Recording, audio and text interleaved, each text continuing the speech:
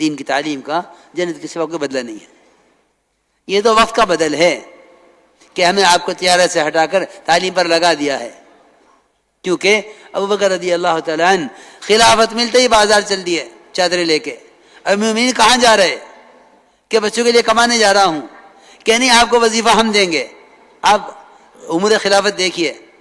میں نے کہ نہیں, امور خلافت یہ تو آخرت کے لیے ہے, بچوں کے لیے کمانے جا رہا ہوں.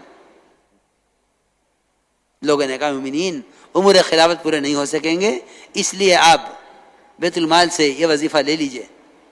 اللہ اکبر. ابوبکر رضی اللہ تعالیٰ عنہ حضرت فرماتے تھے کہ بعد والوں کو مشقت میں ڈال گئے, اتنا وظیفے سے فائدہ نہیں اٹھایا تھا بیت المال سے جتنا ابوبکر رضی اللہ تعالیٰ عنہ بیت المال کو دے کر گئے ہیں دنیا سے. حضرت عمر رضی اللہ تعالیٰ عنہ خلافت کے زمانے میں تجارت کرتے تھے. اپنے بچوں سے فرما دیا تھا اس چکر میں نہ رہنا کہ باپ امیر المومنین ہے, مال آئے گا ہمیں بھی کھلاویں گے, خود کما کے خرچ کرو اپنے بچوں پر. حضرت عمر نے فرمایا تھا عبداللہ ابن عمر سے کہ خود کما کے خرچ کرو, اس سے کم نہ رہنا کہ باپ امیر المومنین ہے, جو مال آئے گا تمہیں بھی کھلاوے گا. یہ تو مسلمانوں کا مال ہے, میں نہیں چاہتا کہ میری اولاد مسلمانوں کے مال میں سے فائدہ اٹھاوے. یہ ساری بات میں نے اس پر عرض کی ہے کہ اپنے علم کو لے کر حرکت میں آؤ, اپنے علم کو لے کر حرکت میں آؤ.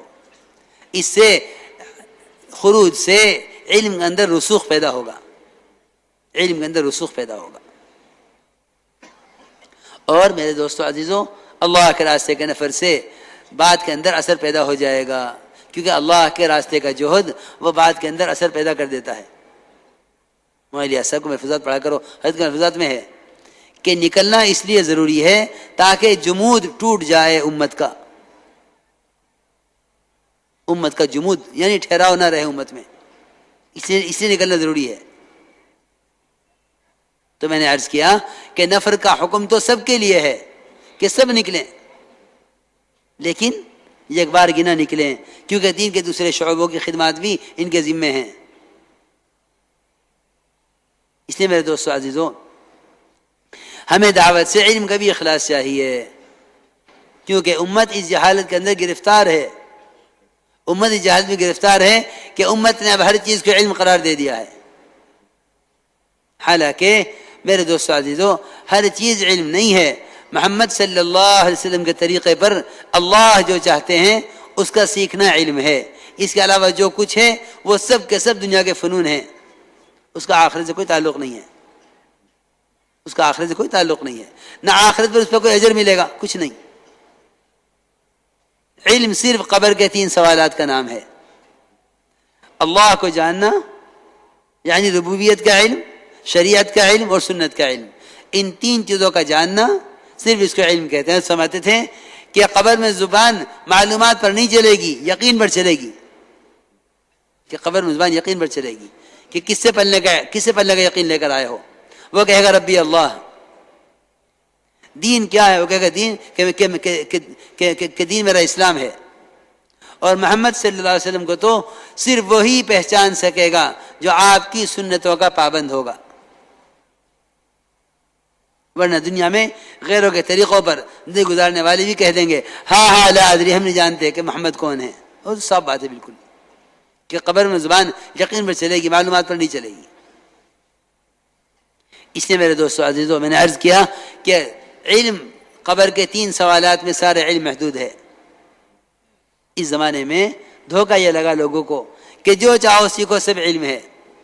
سوچو تو صحیح, کہتے ہیں سائنس کا علم, سائنس کا علم. میرے دوستو عزیزوں میں کیا بتاؤں سائنس کا خلاصہ کیا ہے. سائنس کا خلاصہ ہے نظام کائنات کا کائنات سے چلنا, یہ سائنس کا خلاصہ ہے. اور ایمان کا خلاصہ کیا ہے کہ نظام کائنات کا خالق کائنات سے چلتا ہے. ایمان کا خلاصہ ہے کہ نظام کائنات خالق کائنات سے چلتا ہے. سائنس کا خلاصہ ہے کہ نظام کائنات سے چلتا ہے. بس کائنات کو کائنات سے جوڑنا یہ سائنس کا خلاصہ ہے, اور نظام کائنات کو خالق کائنات سے جوڑنا یہ ایمان کا خلاصہ ہے. کیوں بھائی, یہ تو خلاصہ ہے سائنس کا. اہل دنیا کے تجربات کو جمع کر کے کہتے ہیں کہ یہ علم ہے، حالانکہ علم تو وہ ہے جو اللہ کی ذات سے نکل کر آیا ہے محمد صلی اللہ علیہ وسلم کے طریقے پر۔ اس لیے حضرت عمر رضی اللہ تعالی عنہ جو اس امت کے ملہم کہلاتے ہیں اور قرآن کو سب سے زیادہ سمجھنے والے کہلاتے ہیں، جو عمر رضی اللہ تعالی عنہ نے توریت کے چند اوراق پڑھ لیے صرف اس خیال سے کہ یہ تو معلوم ہو گیا کہ اللہ ہم سے کیا چاہتے ہیں اور محمد صلی اللہ علیہ وسلم کی کیا سنتیں، کیا طریقے ہیں، اور قرآن کیا ہے، کہ یہ بھی تو معلوم ہونا چاہیے کہ اللہ نے موسیٰ علیہ السلام پہ کیا احکام نازل کیے تھے، اسی معلومات میں اضافے کے لیے۔ حالانکہ حضرت عمر کا ارادہ اس پر عمل کرنے کا نہیں تھا، صرف یہ جاننا چاہتے تھے کہ اللہ نے موسیٰ علیہ السلام پر کیا احکام نازل کیے۔ کہ عمر رضی اللہ تعالی عنہ وہ اوراق لے کر آپ کی خدمت حاضر ہوئے، پوچھا عمر یہ کیا ہے؟ عرض کیا کہ یہ توریت کے اوراق ہیں، میں اپنے علم اضافے کے لیے یہ پڑھ کر آیا ہوں۔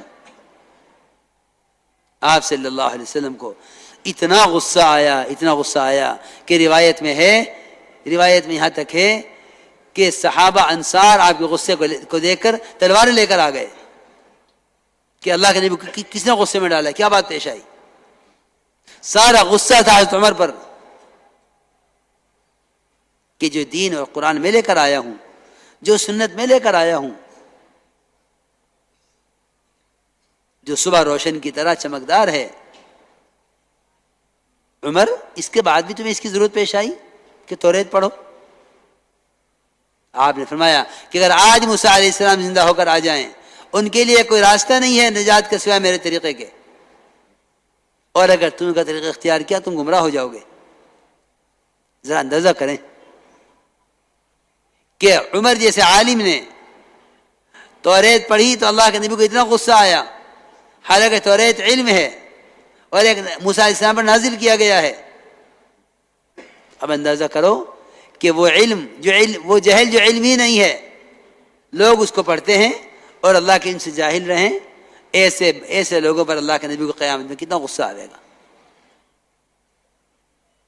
اسی میرے دوستو عزیزو، غیروں کے فنون پر فخر کرنا یہ کفر کا مزاج ہے۔ مسلمان کے فخر کی چیز یہ نہیں ہے، مسلمان کے فخر کی چیز یہ نہیں ہے۔ دنیا کے فنون پر فخر کرنا یہ مزاج کفر کا ہے۔ قرآن نے صاف کہا ہے فَلَمَّا جَاءَتْهُمْ رُسُلُهُمْ بِالْبَيِّنَاتِ فَرِحُوا بِمَا عِندَهُمْ مِنَ الْعِلْمِ وَحَاقَ بِهِمْ مَا كَانُوا بِهِ يَسْتَهْزِئُونَ کہ انبیاء علیہم السلام جب اللہ کے علم لے کر آئے قوموں کے پاس تو قوموں نے یہ کہا کہ علم تو وہی جو ہمارے پاس ہے، تم کیا علم لے کر آئے ہو؟ اور وہ اکڑے، جی ہاں وہ اکڑے اس پر اللہ تعالیٰ نے سب کو ہلاک کر دیا اللہ کے علم کا مذاق اڑانے اور اپنے فنون پر فخر کرنے کی وجہ سے۔ اس لیے میرے دوستو عزیزو، یہ بات تو اچھی طرح جان لو، اچھی طرح یاد رکھ لو کہ علم صرف وہ ہے جو ہم سے ہمارا رب چاہتا ہے محمد صلی اللہ علیہ وسلم کے طریقے پر۔ ہاں دنیا کے فنون ہیں، ہم اس کے پڑھنے سے انکار نہیں کرتے، اس کا تعلق تو دنیاوی ایک ایسی ضرورت سے ہے جس کا ان اسباب سے پورا ہونا غیر یقینی ہے، یقینی بھی نہیں ہے۔ آج کہتے ہیں یہ دوا مفید ہے، کل کہتے ہیں یہ دوا ہرگز نہ کھائی جاوے، یہ دوا بینڈ ہو گئی ہے۔ دیکھو تو صحیح کتنی کمزور بنیاد ہے، اور کہتے ہیں کہ یہ علم ہے۔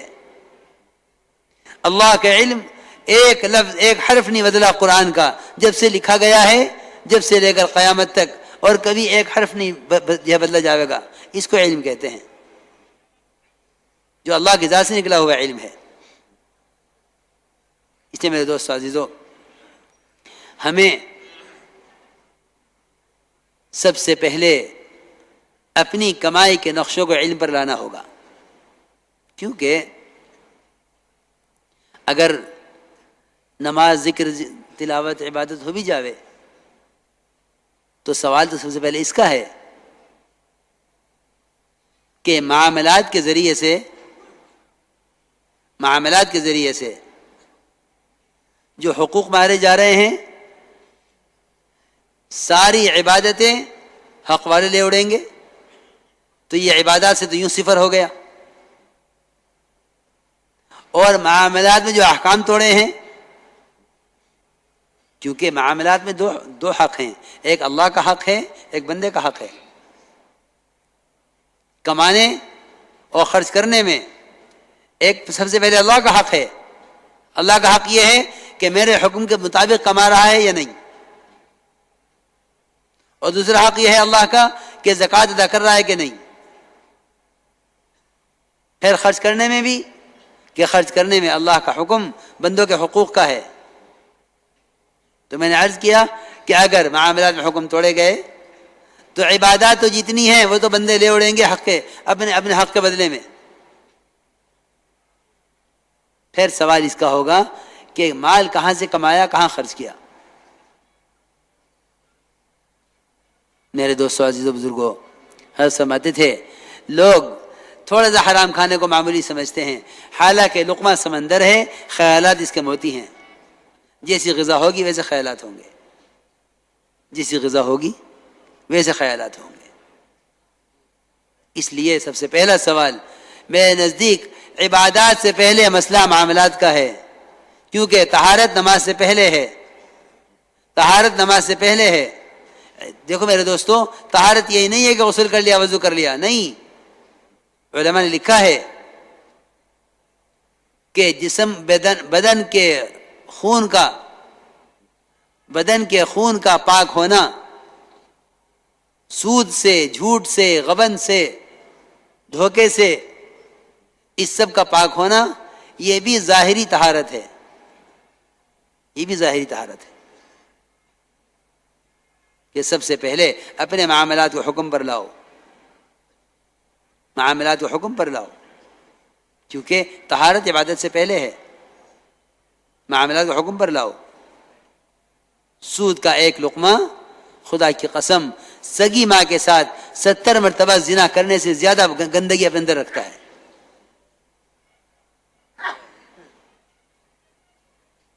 اور کیا کہتے ہیں کہ نہیں یہ وہ حرام نہیں ہے، یہ وہ حرام ہے، یہ وہ حرام نہیں ہے، یہ دوسرا، یہ حرام کی وہ شکل نہیں ہے۔ ہماری بات یاد رکھیو، کسی چیز کے حرام ہونے کی بنیاد، کسی آلے کے حرام ہونے کی بنیاد وہ مصنوعات اور ٹیکنالوجی پر نہیں ہے۔ کیوں؟ اس لیے کہ شیطان کو اس کام میں پوری مہارت ہے کہ وہ مسلمان کو آلات محرمات اتنی نئی شکل سے بنا کر پیش کرے گا کہ پچھلے کسی زمانے میں وہ شکل اس حرام کی کہیں نہیں ملے گی۔ لوگ کہیں گے کہ نہیں وہ حرام تھا، یہ حلال ہے، حالانکہ دونوں کا خدا کی قسم مقصد ایک ہے۔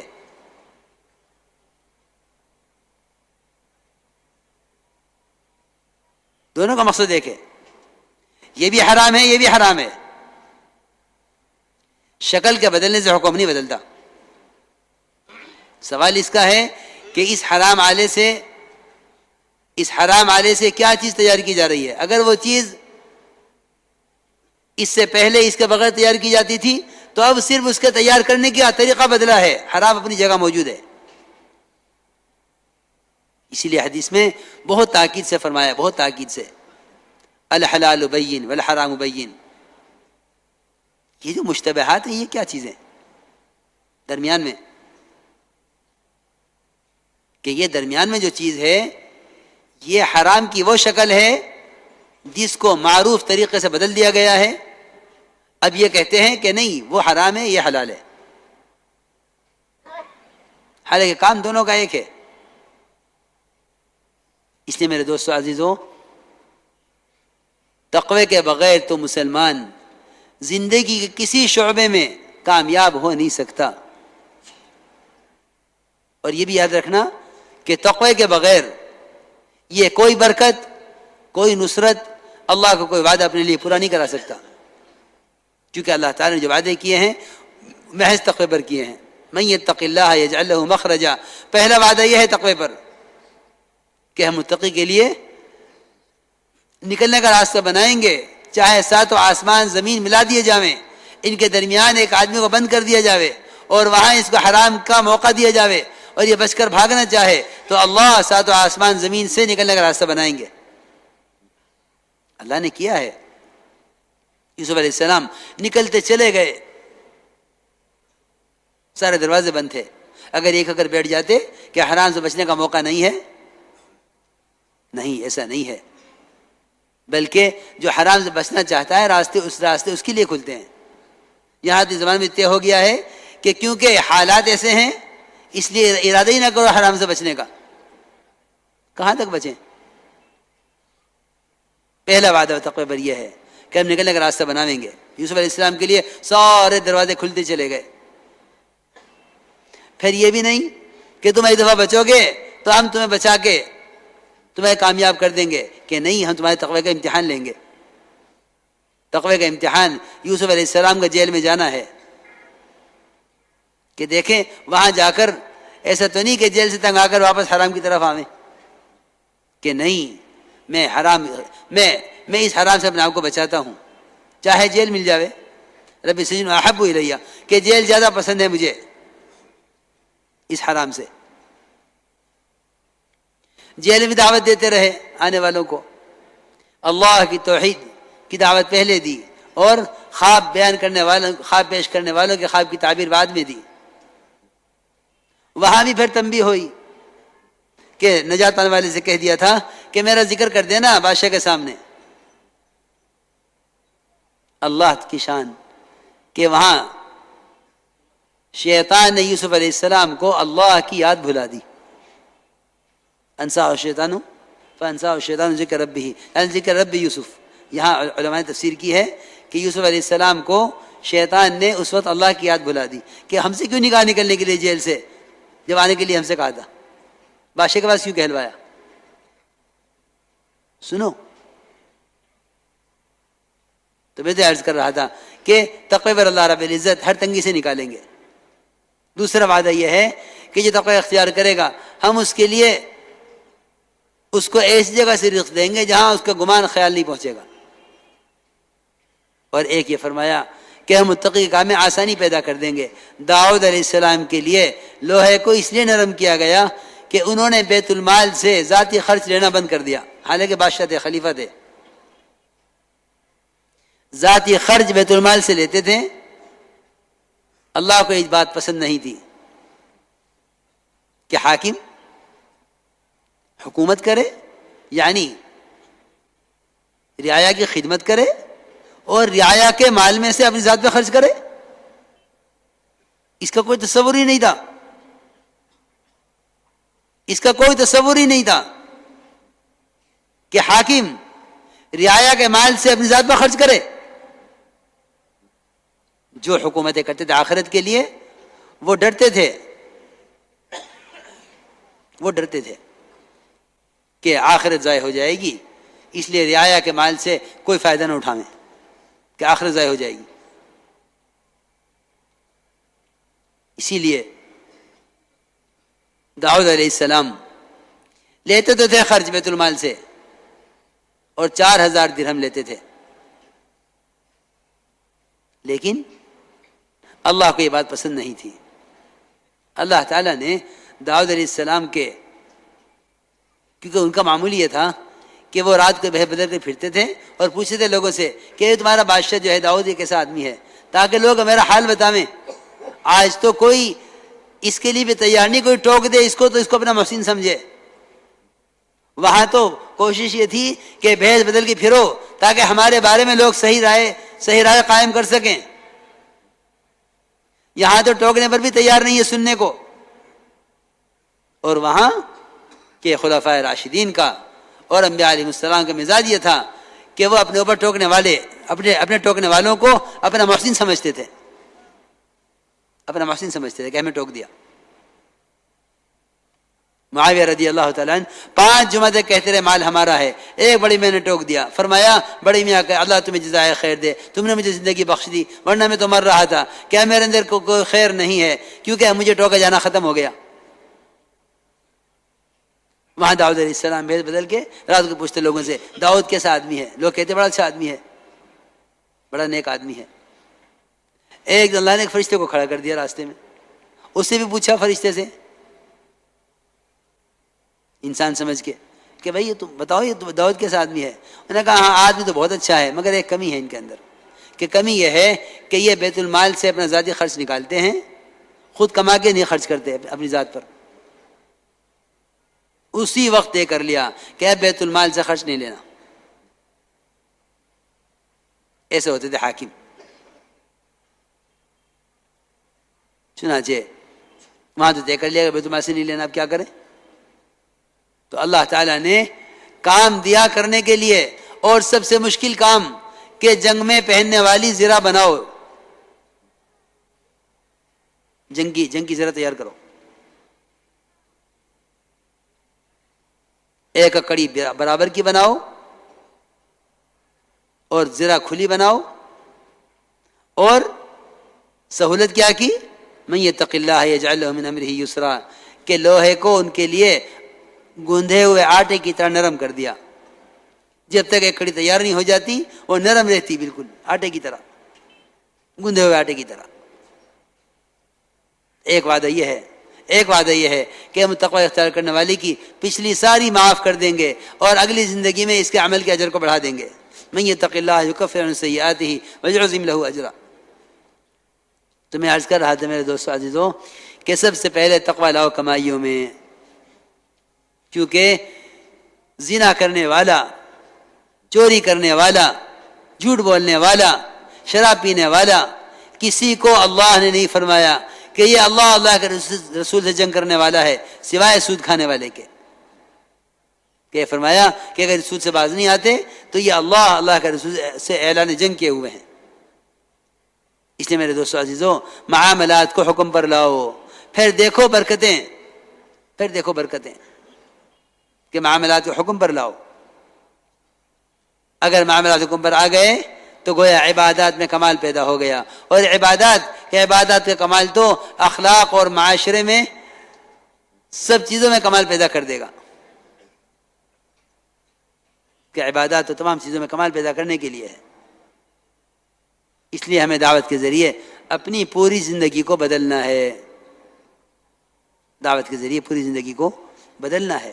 میرے دوستو عزیزوں ہجرت وطن چھوڑنے کو نہیں کہتے، ہجرت کہتے ہیں ہر اس چیز سے رخ پھیر لینا جس سے محمد صلی اللہ علیہ وسلم نے روکا ہے، اللہ نے روکا ہے، ہر اس چیز سے رخ پھیر لینا، یہ ہے ہجرت۔ ورنہ صرف ترک وطن ہجرت نہیں ہے، کتنی دنیا ہے جو وطن چھوڑ کے ملکوں میں کما رہے ہیں، ان کو مہاجر نہ کہا جاوے گا۔ مہاجر کون ہے؟ کہ مہاجر تو وہ ہے جو ہجرت کرے، یعنی اپنی زندگی کے تمام شعبوں میں اللہ کے غیر سے رخ پھیر کر اللہ کے اوامر کا پابند ہو جاوے، اس کو کہتے ہیں مہاجر، جو جہاں بھی ہو دین کے ساتھ ہو۔ حدیث میں فرمایا مہاجر وہ ہے جو جہاں بھی ہو دین کے ساتھ ہو، وہ مہاجر ہے۔ اس طرح میرے دوستو عزیزوں ہمیں اپنی زندگیوں میں پورا دین لانا ہے۔ میں نے عرض کیا کہ ایک ایک عمل اللہ کی رضا کے لیے ہو، کیونکہ حدیث میں آتا ہے کہ ادنا ریا بھی شرک ہے، ادنا ریا بھی شرک ہے۔ یہ 6 صفات جو 6 نمبر کہلاتے ہیں نا، اصل میں اب تو نمبر گنوانے کو لوگ 6 نمبر کہنے لگے ہیں۔ حضرت منتخب حدیث اس مقصد کے لیے لکھی تھی کہ ان صفات کو اپنے اندر پیدا کیا جاوے، ان صفات کو اپنے اندر پیدا کیا جاوے، اور یہ 6 نمبر احادیث کی روشنی میں بیان کیے جاویں، یہ 6 نمبر احادیث کی روشنی میں بیان کیے جاویں۔ الحمدللہ ہمارا معمول ہے ہر صبح روانگی سے پہلے اللہ کے راستے میں نکلنے کے خوب فضائل سنائے جاتے ہیں مجمع کو، تاکہ مجمع احتساب پر آ جاوے، اللہ کے راستے کی تکلیفوں پر کیا ملے گا، پیدل چلنے پر کیا ملے گا، بھوک پیاس پہ کیا ملے گا، بیماری پہ کیا ملے گا۔ صبح 1 گھنٹہ 1.5 گھنٹہ فضائل ہی سنائے جاتے ہیں اللہ کے راستے میں نکلنے والی جماعتوں کو۔ کیونکہ بھائی دوستو عزیزو بات یہ ہے جب تک داعیانہ مزاج نہیں بنے گا استقامت تو کام پہ ہوگی نہیں۔ ہم تو اس کام کو ایک تنظیم سمجھ کر اس میں حصہ لیے ہوئے ہیں۔ وہ تو میرے دوستو صحابہ والا غم اللہ سے مانگنا پڑے گا، یہ کوئی قبولیت کی بات نہیں ہے کہ ہم نے اتنی دیر 2.5 گھنٹے یہ کام کر لیا. قبولیت جو مقبول ہو جاتے ہیں نا اللہ کے یہاں، وہ تو اللہ تعالیٰ ان سے کام لینے کا فیصلہ فرما لیتے ہیں. تو میں اس لیے عرض کر رہا ہوں کہ 6 نمبر یہ کوئی رسم نہیں ہے کہ کلمہ، نماز، علم و ذکر، اکرام، اخلاص، تفریغ وقت. پچھلے چند سال پہلے کی بات ہے، مولانا احسان صاحب کہنے لگے میرے سے کہ وہ ایک آدمی نے 1.5 منٹ میں 6 نمبر بیان کر دیا. میں نے کہا 1.5 منٹ میں اس نے کیا 6 نمبر بیان کیے ہوں گے، نمبر ہی گنوائے ہوں گے. وہ تو ایک ایک صفت سے متعلق حدیثیں یاد کرو تاکہ معلوم ہو کہ آپ صلی اللہ علیہ وسلم ایمان کسے فرما رہے ہیں، نماز کا کیا معیار ہے، علم کسے کہتے ہیں، ذکر کسے کہتے ہیں. وہ تو احادیث سے معلوم ہوگا نا کہ ذکر کسے کہتے ہیں اور اخلاص کسے کہتے ہیں. حضرت نے سب سے زیادہ حدیثیں جمع کی اقراء مسلم میں، صرف مسلمانوں کے حقوق کی تعلیم دینے کے لیے کہ مسلمان کا حق پہچانے کیا ہے. مولانا صاحب فرماتے تھے ایک مسلمان کا مقام بیت اللہ سے اونچا ہے، اور صحیح حدیث ہے. آپ نے خود بیت اللہ کو مخاطب کیا، تیری خوشبو کتنی عمدہ ہے، تیرا مقام کتنا اونچا ہے اور تیرا احترام واجب ہے، لیکن پھر بھی میں یہ کہتا ہوں کہ ایک مسلمان کا مقام تجھ سے اونچا ہے. ایک مسلمان کا مقام تجھ سے اونچا ہے.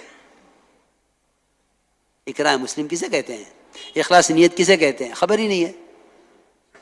اکرام کہتے ہیں انزل الناس منازلہم، ہر آدمی کو اس کے مقام پر، اس کے مرتبے پر رکھو، یہ اکرام. اس لیے بات یاد رکھو، ہر شخص سے اس کی صلاحیت کے مطابق کام لینا، یہ کام لینے والے ذمہ داروں کی ذمہ داری ہے کہ ہر ایک سے اس کی صلاحیت کے اعتبار سے کام لیں، ورنہ عملہ ضائع ہو جائے گا. اکرام یہ نہیں ہے چائے پلا دی پانی پلا چائے پلا دی پانی پلا دیا، یہ کوئی اکرام نہیں ہے.